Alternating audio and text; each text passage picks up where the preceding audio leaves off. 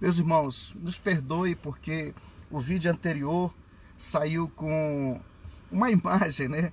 Um perfil diferente de óculos, de chapéu, mas eu quero aqui novamente trazer esta palavra da parte de Deus para os nossos corações. Dizer aos irmãos que nós estamos vivendo os últimos dias da igreja na face da terra. Estamos vivendo períodos difíceis, onde nós vemos as notícias, se nós acompanharmos aí na mídia, nas redes sociais, o quanto nós temos visto fatos que nos comprovam que a volta do Senhor é iminente.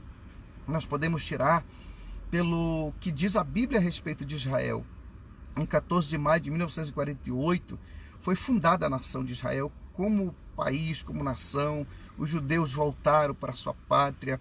Isso é cumprimento do que fala em Ezequiel capítulo 37, quando Deus que diz, traria ali a união dos ossos secos e levantaria um grande exército. E Deus cumpriu isso em 14 de maio de 1948, quando a figueira floresceu. Nós podemos olhar que o verão se aproxima, quando diz a parábola que é quando a figueira florescer, sabei que a vossa redenção está próxima. Então nós estamos vivendo períodos difíceis, turbulentos, em que o inimigo das nossas almas, o adversário chamado Satanás, ele tem procurado desestabilizar a fé do povo de Deus, tem tentado tirar do meio das famílias cristãs o padrão que Deus estabeleceu, o casamento de homem com homem. Então Deus ele colocou na sua palavra estes padrões que nós devemos cumprir. Então, mas tudo isso tem acontecido, uma movimentação do mundo, das forças malignas, para que a igreja venha perder o foco. A falsa teologia da prosperidade tem permeado muitos lugares, incentivando os homens a buscarem somente os bens terrenos. Mas a palavra do Senhor diz, se nós buscarmos em primeiro lugar o reino dos céus e a sua justiça, as demais coisas nos serão acrescentadas. É tempo de voltar aos padrões bíblicos de oração, de consagração, de santidade, abandonar as vaidades deste mundo, abandonar os prazeres da carne e viver uma vida de piedade na presença de Deus, viver uma vida de meditação na palavra de Deus, de amor e comunhão com o próximo. Nós não somos melhores que ninguém, nós somos pessoas falhas, pecadoras, mas que temos na nossa vida a graça do Senhor Jesus Cristo, a presença do Espírito Santo de Deus, que nos leva a ter uma vida melhor, a amar mais o próximo, a amar os irmãos, a promover a unidade, não a divisão do corpo de Cristo, que é a igreja, a promover a paz entre os irmãos. Nós somos chamados na Bíblia de pacificadores, ou seja, pessoas que promovem a paz. Nós não fomos chamados para ser juízes de ninguém, nós não fomos chamados para acusar ninguém, nós não fomos chamados para jogar em rosto a falha de alguém. Nós fomos chamados para trazer pessoas a melhorarem na presença de Deus, a ser melhores na sociedade, a ser melhores com as suas famílias. Nós fomos chamados para promover o bem-estar da pessoa na presença de Deus. Então, meus amados irmãos, é tempo de nós atentarmos para essas coisas. Existe um espírito maligno chamado espírito da dissensão, o espírito da discórdia, do mundanismo, que quer trazer a divisão do corpo de Cristo. Mas nós devemos, neste momento, unir nossas forças, porque no exército, meus amados irmãos, nós temos que buscar os feridos, levantá-los e fazer deles novos soldados, com bons combatentes, para combater não contra a carne nem contra o sangue, como diz o apóstolo Paulo, mas combater contra os principados, contra as potestades, contra as hostes espirituais da maldade nas regiões celestes. Então é tempo de nós despertarmos desse sono espiritual e voltarmos ao compromisso da palavra, de estar sempre nos templos adorando e suplicando pela volta do Senhor, porque a Bíblia diz que aqueles que amarem a vinda do Senhor, eles estarão lembrando da morte do Senhor Jesus Cristo, o sacrifício que Ele fez pelas nossas almas, para que hoje nós pudéssemos ter o direito de ter o nome no livro da vida, que diz ali em Apocalipse 21, todo aquele que não tiver o seu nome escrito no livro da vida, será lançado fora no lago de fogo. Mas todos que fizeram uma aliança com Cristo, têm que viver uma vida de santidade, tem que viver uma vida de renúncia, tem que viver uma vida de unidade, de comunhão com o seu irmão, comunhão com o seu próximo. Devemos resgatar o máximo de pessoas das garras de Satanás, que estão presas nos vícios, no tabagismo, no alcoolismo, nas drogas, no tráfico,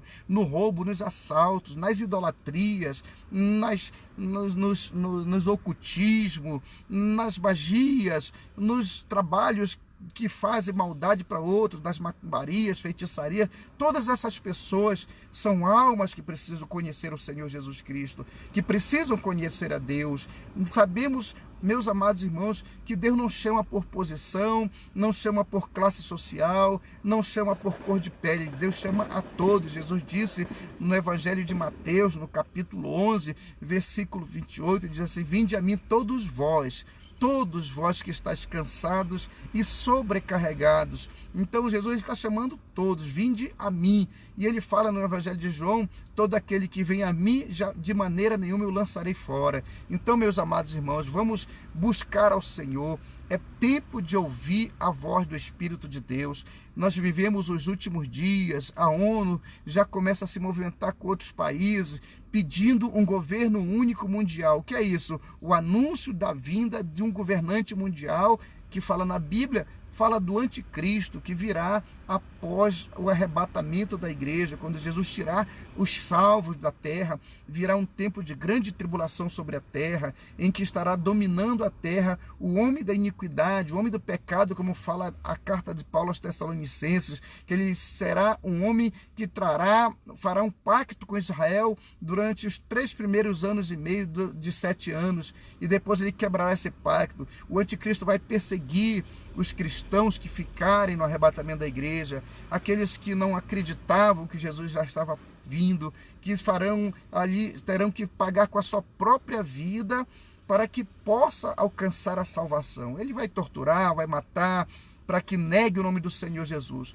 Mas a igreja já estará com Cristo na glória, em 7 anos denominados as bodas do Cordeiro, recebendo seus galardões, recebendo seus prêmios, suas dádivas, por haver feito bem nesta terra, por haver promovido a paz, por ter trazido pessoas até o Senhor Jesus Cristo. Então, como cristão, você que se denomina cristão, abandone o pecado, abandone a iniquidade, abandone o homossexualismo, o adultério, a fornicação, abandone as idolatrias, abandone a bebida. Tenha uma vida de piedade. Tenha uma vida de santo temor a Deus, uma vida de santidade, de renúncia pessoal, uma vida em que o seu corpo, a sua alma e seu espírito sejam irrepreensíveis para a vinda do Senhor, como diz o apóstolo Paulo. Que o Senhor te abençoe e possa ouvir o som da trombeta, porque a trombeta vai soar. E essa trombeta, só quem vai ouvir é quem estiver em comunhão com Cristo, com a sua igreja. Quem estiver vivendo em santidade, quem estiver renunciando ao mundo e seus prazeres, né, e tendo uma vida de intensa busca pelas coisas do céu, porque a Bíblia diz: mas buscai em primeiro lugar o reino dos céus e a sua justiça, e as demais coisas vos serão acrescentadas. Existe uma falsa teologia da prosperidade que se apregoa que o homem tem que conquistar muitas coisas aqui na terra, ser rico, e ter carrões, e ter mansões, e ter casas, essas coisas todas. Mas isso é uma falsa teologia.